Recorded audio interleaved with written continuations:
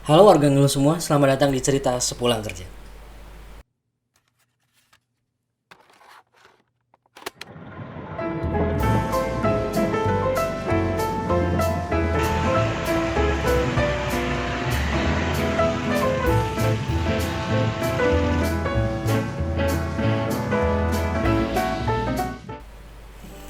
Oke, gimana hari ini?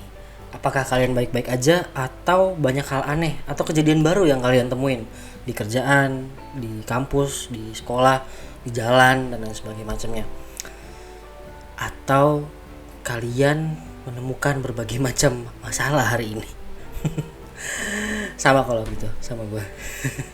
Nah, sini duduk dulu, nyantai, makan, ngopi, ngeteh, minum susu, dan ya sambil atau mungkin kalian sambil rebahan di kasur kalian yang empuk.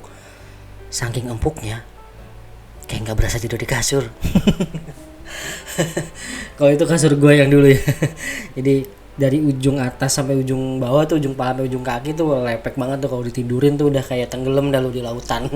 Nah, kasur gue yang sekarang gimana? Sama. Bedanya kalau yang sekarang cuma di bagian tengahnya itu kayak ada palung laut. Jadi kalau lu tidur itu berasa kayak lu tuh sikap lilin. Saking begininya. Tapi udah ya, namanya kasur free dari kosan ya nikmatin aja. Nah, udah bahas soal kasurnya terlalu banyak ya, terlalu luas informasi tentang kasur ya. Nah, hari ini lumayan banget kerjaan yang harus gue kerjakan dan deadline yang harus gue kejar.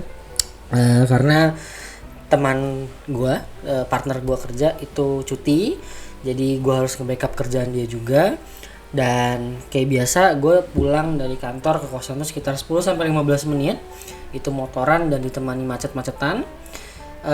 Biasanya gue motoran kalau sore itu nggak buru-buru, nggak yang cepet-cepet, nggak ngebut-ngebut, karena ya nggak ada yang dikejar lagi dan ya tinggal pulang aja. Jadi ya gue biasanya sambil nikmatin sore dan nikmatin senja. Senja, senjatai anjing. Senja, senjatai anjing. Wow, indie sekali. Nah, kayak biasa gue di jalan tuh suka gatel matanya gitu kan, ngelihat orang-orang, suka ngebatin juga nih orang-orang pada ngapain ya, ngebut-ngebut, macet-macetan, nggak capek apa gitu loh, nggak mau di rumah aja atau di kosan aja. Itu pertanyaan yang aneh sih, karena ya gue juga tahu sebenarnya mereka tuh habis pulang kerja atau pulang ngampus atau pulang sekolah gitu kan. Tapi ya namanya pertanyaan suka timbul gitu kan di dalam hati dan pikiran. Nah, plat motornya beda-beda, plat mobilnya beda-beda gitu dari kota-kota yang bukan kota ini gitu kan. Ya timbul pertanyaan juga, apakah mereka ini perantau juga seperti gua gitu kan, yang nyari makan di sini gitu kan.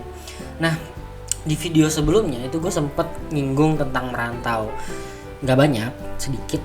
Dan di video kali ini gue bakal bahas tentang merantau dari unek-unek gue, dan gue akan menyimpulkan arti kata merantau secara sederhana berdasarkan ya pengalaman gue sendiri aja dan dari apa yang gue denger dari kebanyakan orang yang gue ajakin ngobrol. Nah, habis itu kalau teman-teman nih yang doyan nonton film, pasti teman-teman tahu beberapa film yang ngebahas tentang merantau.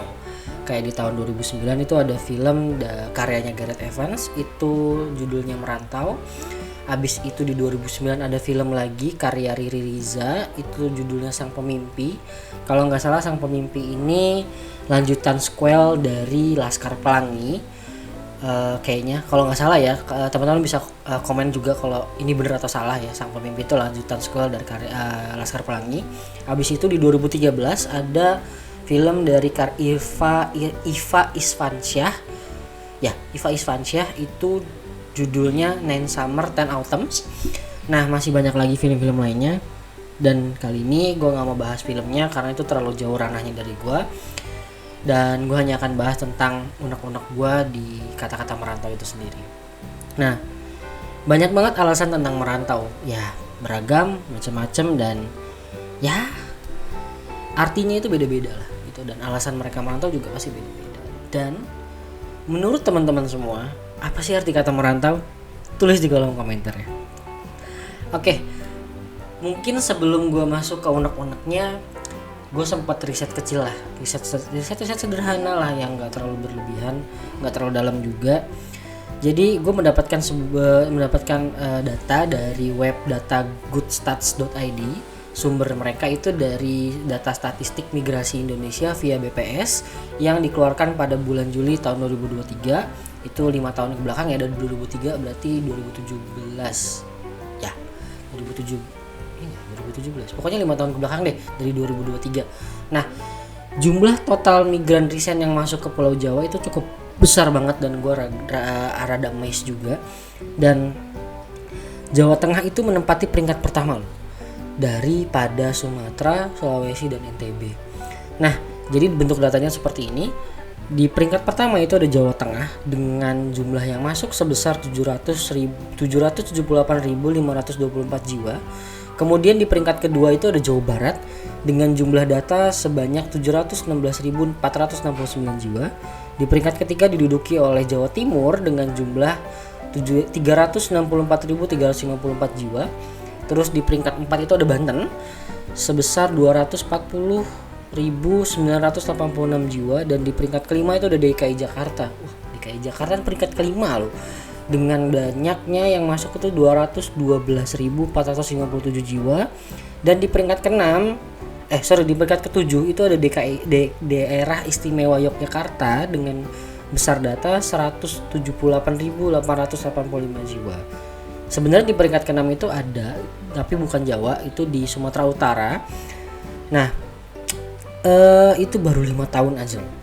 Gimana kalau misalkan 10 tahun, 20 tahun, 50 tahun ke belakang, itu pasti banyak banget gitu kan, migran-migran yang pindah dari satu daerah ke daerah yang lain.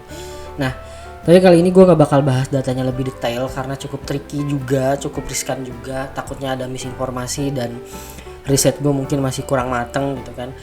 Dan daripada jadi suatu masalah terkait informasi data, lebih baik gue gak bahas lebih dalam. Nah, kalau dari data-data yang gue sebutkan tadi ada salah atau mungkin ada miss, teman-teman bisa komen di kolom komentar dan kasih perbaikannya seperti apa, biar gue juga belajar dan kita semua sama-sama belajar tentang banyaknya jumlah migran yang datang dari satu daerah ke daerah yang lain.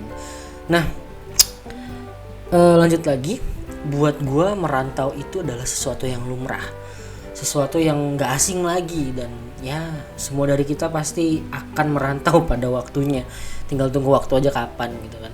Dan ya alasannya macam-macam, beragam, nggak bisa beragam gitu, dan nggak bisa disamain. Ya ada sih yang sama, ada juga yang beda gitu. Ya mulai dari ngejar cita-cita lah, pengen kuliah atau sekolah lagi lah, pengen mandiri lah, cari cerita baru, cari pengalaman baru, dan yang paling besar adalah ngisi ruang kosong di dalam dompet. Itu yang paling utama ya kayaknya. Nah, mungkin kita itu punya alasan masing-masing ya tentang merantau, nggak bisa disamain, balik lagi. Dan tentang salah dan benernya nggak ada yang salah, nggak ada yang bener ya. Merantau tuh ya alasannya tiap orang pasti beda-beda gitu loh. Dan gue pernah ngobrol dengan beberapa orang juga, teman-teman gue lah ya, yang udah merantau senior senior banget, udah 5 tahun ke atas tuh merantau kan. Ada juga yang masih ya kayak gue lah, umur jagung, baru 3 tahun, 4 tahun, 5 tahun ke bawah gitu kan udah merantau. Dan alasan mereka tuh ternyata beragam gitu loh. Ada yang sama, ada yang beda, ada yang juga mendekati sama gitu kan. Nah, ada beberapa macam lah yang nggak bisa dipukul rata gitu kan.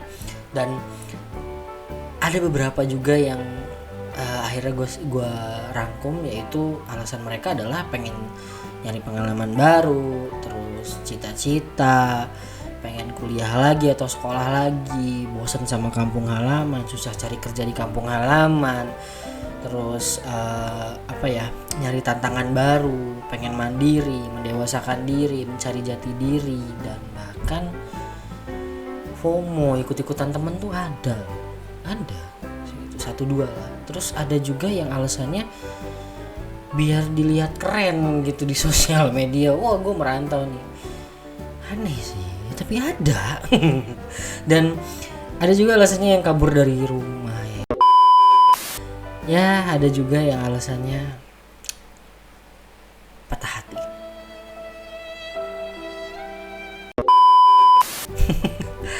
Lupain soal patah hati.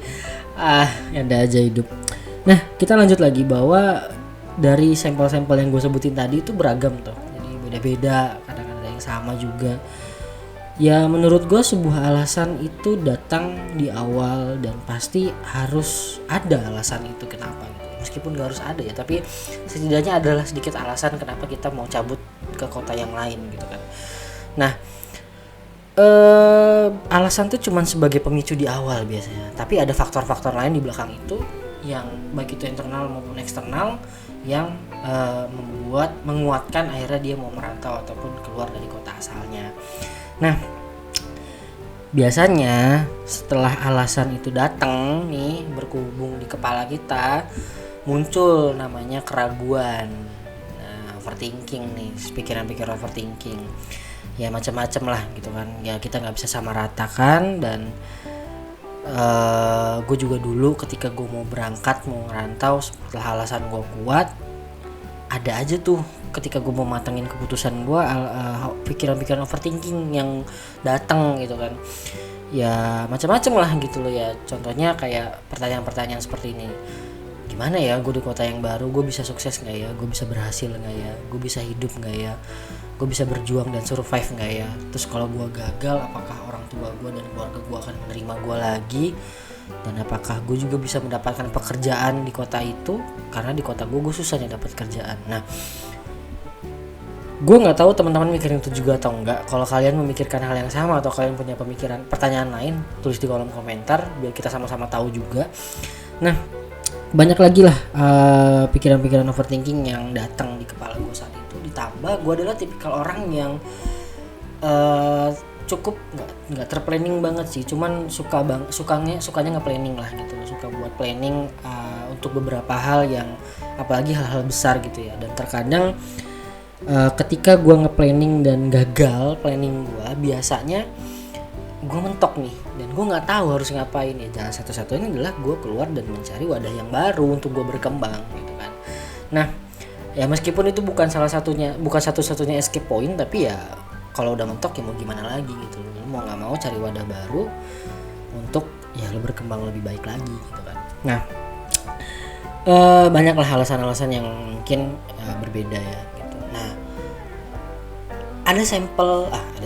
ada kutipan yang gue baca dari sebuah buku yang ini buku favorit gue banget, jujur ini buku favorit gue. Bukunya tipis, nggak terlalu tebel, terus bacaannya juga easy banget buat dibaca buat teman-teman yang baru memulai baca buku. Nggak berat, ringan banget, bahasanya sederhana ya kayak kalian baca komik gitu. Ya nggak gambar ya, bukan gambar komik tapi tulisan, tapi kayak di pikiran kayak kalian tuh kayak menghayal gitu loh. Oh seperti ini ya gitu. Sederhana banget kalimatnya. Nah gue menyimpulkan beberapa kutipan yang gue ambil dari beberapa halaman. Bunyinya itu begini: pergilah ke labirin lain atau labirin yang baru jika kamu sudah tidak menemukan cheese atau keju lagi di labirin saat ini. Walau kamu akan tersesat dan kebingungan di jalan selama di perjalanan kamu menemukan cheese yang baru atau labirin yang baru, dan tentu mungkin kamu akan kehilangan arah juga.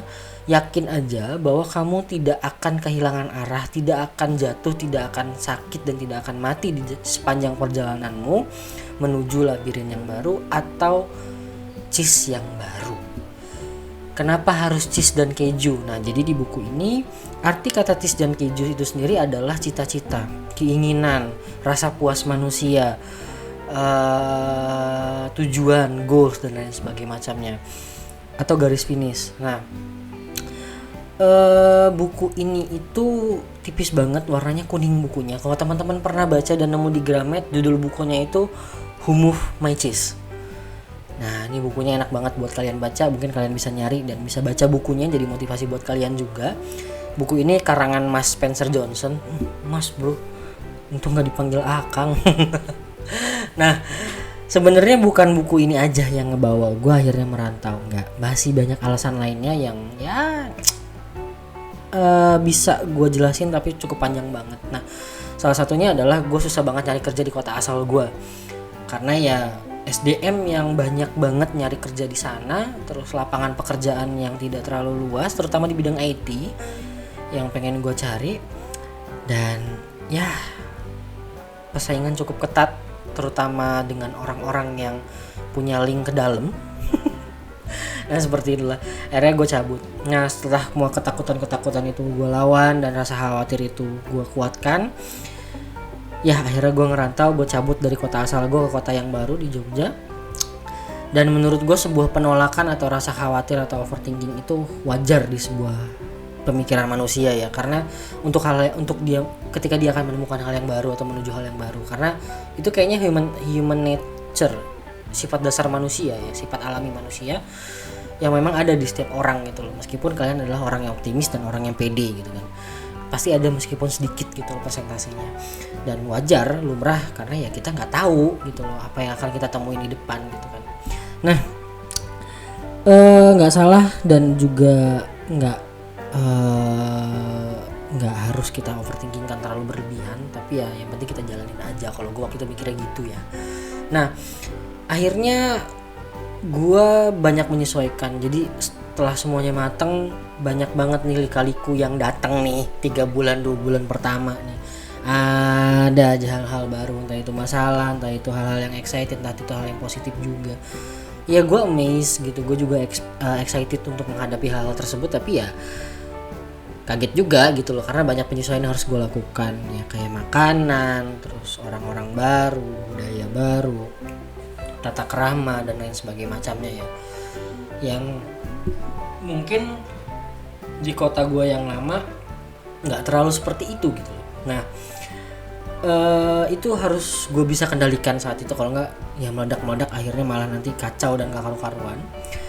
Dan penyesuaian dengan lingkungan yang baru itu adalah sesuatu yang harus ada skill ya, soft skill untuk anak-anak perantau kayaknya. Nah kebetulan waktu itu gue merantau di kota yang cukup berbeda banget secara culture, makanan, budaya dan lain sebagainya macamnya dengan kota asal gue. Gue nggak membandingkan, sekali lagi gue disclaimer, gue tidak membandingkan. Gue hanya menceritakan pengalaman gue dan unek-unek gue. Dan salah satunya waktu itu adalah makanan, karena gue itu orang Sumatera ya, daerah Sumatera itu atau itu lebih banyak doyan makan makanan yang asin, gurih, manis gitu loh. Jarang ketemu yang manis gitu. Asin, gurih, pedas, bukan manis. Jarang ketemu yang manis-manis. Nah, kalau yang Jawa Tengah dan seterusnya itu Jawa Tengah dan sekitar ya, itu lebih banyak manis. Contohnya di Jogja itu lebih banyak manisnya gitu loh. Ada pedas, cuman pas gue rasain ini sambel deh. Pas gue cicip ini manis. Ya beda-beda ya, setiap kota punya ciri khasnya masing-masing, culture-nya masing-masing, rasa makanannya masing-masing. Nggak ada yang salah, yaitu yang mengangkat budaya dan mengangkat nama provinsi tersebut ya terutama. Nah ya akhirnya gue bisa survive sampai hari ini, dan akhirnya gue bisa menyesuaikan meskipun tentang makanan itu masih susah banget. Manisnya itu nggak bisa ditoleransi untuk lidah gue ya. Nah tapi ya banyak lah gue nemuin makanan-makanan yang cocok juga di lidah gue di sini. Nah sampai akhirnya gue ketemu sebuah kesimpulan yang sederhana dari kata merantau itu sendiri, yaitu adalah merantau itu bukan cuma tentang pergi. Merantau itu juga tentang kembali ke diri kita yang hilang di kota asal kita dan kita temukan di kota yang baru. Dan merantau adalah berarti mencari alasan untuk kembali pulang ke tempat di mana kita dilahirkan. So, gimana cerita merantau kalian? Udah capek? Seru? Atau banyak lagi masalah yang kalian hadapin? Dan masih mau meneruskan perantauan gak? Atau kalian udah mau menyerah? Atau sudah dipaksa untuk kalah dan mengalah? Terus di kolom komentar ya cerita kalian seperti apa, biar kita bisa saling berbagi. Oke, sekian dulu konten di bab kedua dari cerita sepulang kerja hari ini. Sampai ketemu di konten selanjutnya. Buat kalian yang nonton ini malam-malam, selamat istirahat. Buat kalian yang nonton ini pagi, siang ataupun sore, Semoga kalian diberkahi banyak hal dan kalian diberikan kemudahan atas kegiatan yang kalian lakukan hari ini, dan hati-hati di jalan. Terakhir dari gue, jangan lupa mengeluh hari ini. See ya.